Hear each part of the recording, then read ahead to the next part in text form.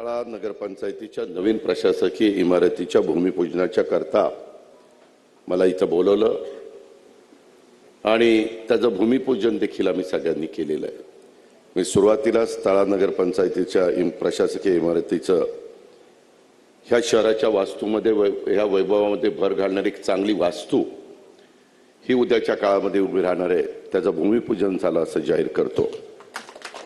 आज इथं येत असताना वेगवेगळी आम्ही त्याचं भूमिपूजन केलं। मोदी तलावाचं जीर्णोद्धार करण्याच्या बद्दल आदितीने मला सांगितलं। 25 लाखाचा निधी त्याकरता आदितीने मिळवलेला आहे।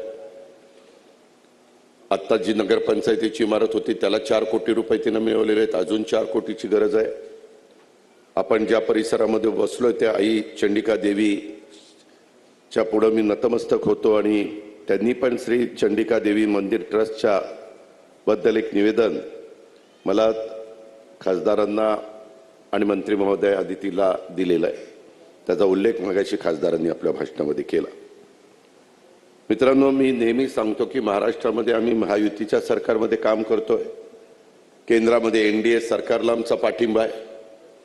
विकास झाला पाहिजे, प्रगती झाली पाहिजे, लोकांचे प्रश्न सुटले पाहिजे, तरुणांच्या हाताला काम मिळालं पाहिजे, बचत गट असतील त्याच्यामध्ये महिलांना देखील मान सन्मान प्रतिष्ठा प्राप्त करून देण्याचं काम झालं पाहिजे। आणि